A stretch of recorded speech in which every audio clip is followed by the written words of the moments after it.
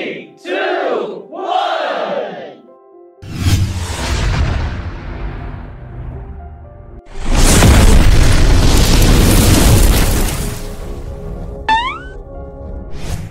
Hello student, अगर आप किसी को खत लिख रहे हैं और अगर वो खत वहाँ तक नहीं पहुँच पा रहा है, इसका मतलब है कि कुछ बीच में कुछ गड़बड़ी हो रहा है। तो अगर यही सिचुएशन परमुटेशन कॉम्बिनेशन में आ जाता है कि मान लीजिए हमारे पास 3 लेटर है और 3 एनवेलप है, अगर उस लेटर को उस एनवेलप में डालेंगे तभी वो हम जहाँ चाहते हैं वहाँ पहुँच पाएगा, लेकिन अगर इन्वेलप गलत हो गया, एड्रेस गलत हो गया तो कहीं और पहुंच जाएगा। तो मान लीजिए कि आपके पास हमारे पास 3 लेटर है और 3 इन्वेलप है। तीनों इन्वेलप ऐसा है कि पहला लेटर के लिए पहला इन्वेलप, दूसरा लेटर के लिए दूसरा इन्वेलप और तीसरे लेटर के लिए तीसरा इन्वेलप। तो पहला लेटर अगर पहले इन्वेलप में डालेंगे तो हम जहाँ चाहते हैं वहाँ पे वो पहुँच पाएगा। अगर किसी और इन्वेलप में चला गया तो दूसरे एड्रेस पे पहुँच जाएगा। तो अगर ऐसा सिचुएशन आए कि 3 लेटर और 3 एनवेलप लेकिन तीनों सही जगह पे नहीं पहुँचे, तो कितने तरीके से ऐसा हो सकता है। अगर हमारे पास 4 लेटर और 4 एनवेलप लेकिन चारों लेटर गड़बड़ जगह पे पहुँच गया है, तो ये कितने तरीके से हो सकता है। अगर 5 लेटर और 5 एनवेलप कोई भी लेटर अपने एनवेलप में नहीं गया तो कितने तरीके से हो सकता है, कितने तरीके से गड़बड़ी हो सकता है। तो इसी को पढ़ते हैं हम लोग परमुटेशन कॉम्बिनेशन में डी अरेंजमेंट में। क्या होता है इसमें अगर हमारे पास मान लीजिए कि 3 एनवेलप है और 3 लेटर है, L1 L2 L3, 3 लेटर और 3 एनवेलप A1 E2 E3, तो कितना भी लेटर हो सकता है, कितना भी एनवेलप हो सकता है। तो मान लीजिए कि हमारे पास 3 लेटर है और 3 एनवेलप है। अब इसमें होता क्या है कि मान लीजिए कि पहला लेटर के लिए लिखा हुआ कि इसी एड्रेस पे पहुंचना है, एनवेलप पे एड्रेस लिखा हुआ था। लेटर दूसरा क्या लिखा हुआ है कि दूसरे एनवेलप में जो एड्रेस लिखा हुआ है वो वहीं पहुंचेगा, और तीसरा लेटर का जो एनवेलप है उसमें जो एड्रेस लिखा हुआ वो वहीं पहुंचेगा। लेकिन हो ये रहा है कि पहला लेटर पहले एनवेलप में नहीं जा रहा है, बाकी कहीं भी जा सकता है। मतलब ये है सिचुएशन कि पहला लेटर कहाँ नहीं जाना चाहिए, एनवेलप 1 में नहीं जाना चाहिए। दूसरा लेटर कहाँ नहीं जाना चाहिए, एनवेलप 2 में नहीं जाना चाहिए। तीसरा लेटर कहाँ नहीं जाना चाहिए, एनवेलप 3 में नहीं जाना चाहिए। तो क्या होगा, अगर पहला लेटर यहाँ नहीं जाना चाहिए, दूसरा लेटर कहाँ नहीं जाना चाहिए, यहाँ नहीं जाना चाहिए, और तीसरा लेटर यहाँ नहीं जाना चाहिए, तो बताइए कितने तरीके से हो सकता है ऐसा। तो अगर आप निकालने जाइए कितने तरीके से हो सकता है, तो मान लीजिए कि L1 को कहाँ भेजिएगा, E2 में भेज सकते हैं या तो E3 में भेज सकते हैं। L2 को कहाँ भेजिएगा, या तो E1 में भेज सकते हैं या तो E3 में भेज सकते हैं। L3 को कहाँ भेजिएगा, या तो E1 या तो E2। लेकिन यह है कि एक लेटर को एक ही इन्वेलप में भेज सकते हैं। ऐसा नहीं कि एक ही इन्वेलप में तीनों लेटर को पोस्ट कर दिए और एक ही जगह तीनों लेटर चला गया, ऐसा नहीं है। एक लेटर कितने इन्वेलप में जाएगा, एक लेटर में ही जाएगा, एक ही इन्वेलप में जाएगा। एक लेटर एक इन्वेलप, लेकिन यह है कि सही पता पे नहीं पहुंचे। इसका कितना चांस है कि हमारा जो लेटर है वो सही इन्वेलप पे नहीं पहुंच रहा है। तो देखिए कैसे करेंगे। तो डी अरेंजमेंट का फॉर्मूला होता है कि अगर 3 का है तो 3 का फैक्टोरियल यहाँ पे कर देंगे। 3 का फैक्टोरियल 1/2 का फैक्टोरियल माइनस 1/3 का फैक्टोरियल। अगर 3 लेटर है, तीनों लेटर को गलत जगह पे पहुंचाने का कितना चांस है, तो यही इसी फॉर्मूले से आएगा कि 3 का फैक्टोरियल यहाँ पे 1/2 का फैक्टोरियल से स्टार्ट करेंगे, माइनस 1/3 का फैक्टोरियल पे रुक गए, क्योंकि हमारे पास कितना लेटर था, 3 ही लेटर था। तो इसका वैल्यू कितना आ जाएगा, 3 का फैक्टोरियल का वैल्यू कितना होता है, 3 का फैक्टोरियल का वैल्यू होता है 6, और यहाँ पे 1/2 मतलब 2 का फैक्टोरियल और 1/6 हो गया। अब 2 और 6 का एलसीएम हो जाएगा 6, तो कितना हो जाएगा जी, तो 6 इधर हो गया और 3 - 1 हो गया, तो 3 - 1 कितना होता है 2, 2/6, तो 6 तो ऐसे ही कट गया। तो कितने तरीके से ऐसा हो सकता है, 2 तरीके से ऐसा हो सकता है कि हमारा तीनों लेटर अपने इन्वेलप में ना जाके दूसरे के इन्वेलप में चला गया, मतलब दूसरे के एड्रेस पे चला गया, तो क्रॉस कनेक्शन हो गया, तो कहीं और चला गया, जाना कहीं और था, चला गया कहीं और। यही तो होता है जब गलत एड्रेस पे हमारा जो खत है वो पहुंच जाता है तब।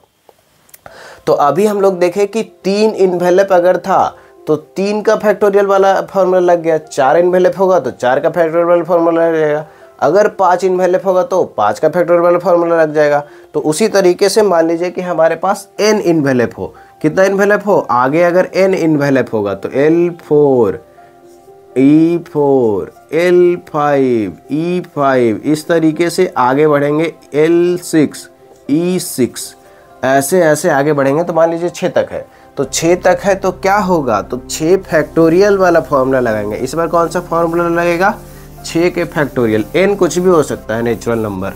तो अगर हमारे पास 6 लेटर है तो ऐसे करेंगे कि 6 का फैक्टोरियल यहाँ पे रखेंगे और यहाँ पे 1/2 का फैक्टोरियल से स्टार्ट होता है, फिर 1 माइनस चलता है, फिर क्या हो जाता है प्लस 1/4 का फैक्टोरियल, फिर माइनस 1/5 का फैक्टोरियल, फिर प्लस 1/6 का फैक्टोरियल। तो देखिए यहाँ पे ध्यान देना वाला बात यह है कि जितना लेटर होगा सारे लेटर अपने एड्रेस पे नहीं पहुंच रहे हैं। तो क्या करेंगे? सारे लेटर अगर अपने एड्रेस पे नहीं पहुंच रहे हैं, इसका क्या मतलब हुआ कि हम डीअरेंजमेंट का फॉर्मूला लगाएंगे। अगर हमारे पास 6 लेटर है और 6 वो लेटर का क्या कहानी है कि बस वो अपने एड्रेस पे ना पहुंचे, दूसरे कहीं भी एड्रेस पे पहुंच जाए।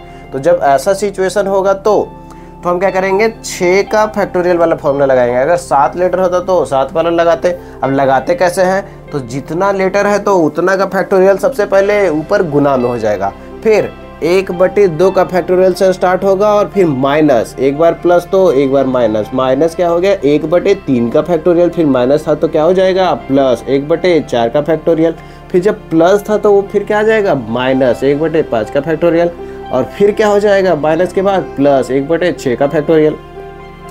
लेकिन देख रहे हैं कि 6 का फैक्टोरियल क्यों लगा रहा है? क्योंकि हमारे पास कितने लेटर थे? 6 लेटर थे, और यहाँ 1/2 का फैक्टोरियल से स्टार्ट करेंगे हमेशा। और कहाँ अंत होगा? जितना लेटर होगा। अगर हमारे पास 6 लेटर है तो इस तरीके से 2 का फैक्टोरियल, 3 का फैक्टोरियल, 4 का फैक्टोरियल, 5 का फैक्टोरियल, 6 का फैक्टोरियल। 6 पे क्यों अंत हो रहा है? क्योंकि हमारे पास 6 लेटर है। और ये भी ध्यान देना है कि 2 का फैक्टोरियल प्लस के साथ स्टार्ट हुआ तो फिर माइनस, फिर प्लस, फिर माइनस, फिर प्लस, इस तरीके से चलते जाना है। तो अब बताइए कि इसका आंसर क्या होगा, कैसे निकलेगा?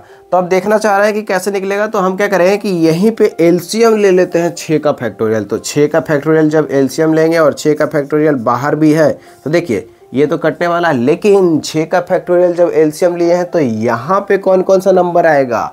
तो 2 का फैक्टोरियल में तो 1 और 2 है, लेकिन 3, 4, 5, 6 नहीं है। तो यहाँ पे हो जाएगा गुना 3 गुने 4 गुने 5 गुने 6 ऐसे। अब मान लीजिए यहाँ पे होगा, क्या होगा? 3 के फैक्टोरियल वाले में क्या होगा? तो 3 के फैक्टोरियल में कौन कौन नहीं है? 4 गुने 5 गुने 6 ये नहीं है। अब बताइए कि 4 के फैक्टोरियल में कौन कौन नहीं है? 5 और 6 नहीं है, तो 5 और 6 नहीं है। अब इसमें बताइए 5 का फैक्टोरियल में कौन नहीं है? 5 का फैक्टोरियल में 6 नहीं है, तो यहाँ पे 6 आ गया। अब यहाँ पे तो सब कुछ है, तो सीधे क्या आ जाएगा? 1। अब इसको गुना भाग करके आंसर आने वाला है और ये इससे निपटने वाला है। तो फाइनल कितना आने वाला है जी? ये दोनों में घटाइए, देखिए 4 गुने 5 गुने 6, तो दोनों कॉमन निकल जाएगा। 3 में से 1 गया तो 2, तो 4 6 चौका 24 25 20 से 120 गुने 2 हो गया। ये 3 में से 1 गया तो 2, और उधर क्या है? 6 अगर कॉमन लेंगे तो 5 में से 1 जाएगा तो 4, तो 6 चौका 24 हो गया और प्लस 1 हो गया। अब बताइए 120 गुने 2 कितना हो गया? 240, और इधर से कितना आ रहा है? 25। तो फाइनल कितने आने वाले हैं? 265। तो ये हो गया आंसर।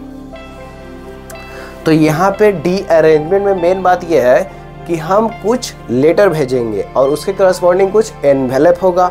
लेकिन यह है कि सारे लेटर का अपना अपना एनवेलप है, लेकिन कोई भी लेटर अपने एनवेलप में नहीं डाल रहा है, वो दूसरे के एनवेलप में चला जा रहा है। तो अगर कितने तरीके से ऐसा हो सकता है कि सारा लेटर गलत एड्रेस पे पहुंचे? तो अगर 6 लेटर है तो कितने तरीके से हो सकता है? 265।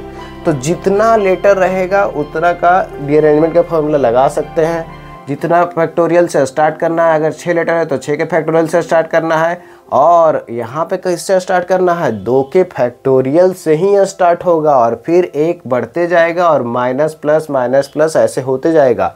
और कहाँ पे ख़त्म होगा? 6 के फैक्टोरियल पे ख़त्म होगा। 6 के फैक्टोरियल पे क्यों ख़त्म हो रहा है? क्योंकि हमारे पास 6 लेटर था और 6 एनवेलप भी था, और सब अपना अपना जगह पे नहीं जाके किसी भी जगह पे चला जा रहा है। तो इस तरीके से हम लोग समझें कि डी अरेंजमेंट का फॉर्मूला किस तरीके से लगाते हैं। कितना भी लेटर होगा तो आप अब फॉर्मूला लगा पाइएगा, तो डी अरेंजमेंट का क्वेश्चन जैसे ही आएगा तो आप बना पाइएगा। तो इसी तरीके से इस चैनल पे बने रहिए और नया नया कॉन्सेप्ट सीखते रहिए, ताकि आपका मैथ धीरे धीरे स्ट्रांग हो जाए, जो भी कॉन्सेप्ट में दिक्कत हो सब क्लियर हो जाए और आपका क्वेश्चन बनने लगे, आपसे खुद से क्वेश्चन बनने लगेगा तो आपका कॉन्फिडेंस बूस्ट होगा। और एक बार कॉन्फिडेंस आ गया तो आपको आईटी में जाने से कोई नहीं रोक सकता है। आप अपने सपने के कॉलेज में जा पाइएगा और अपना करियर अच्छे से बना पाइएगा। तो बहुत बहुत धन्यवाद ये वीडियो देखने के लिए।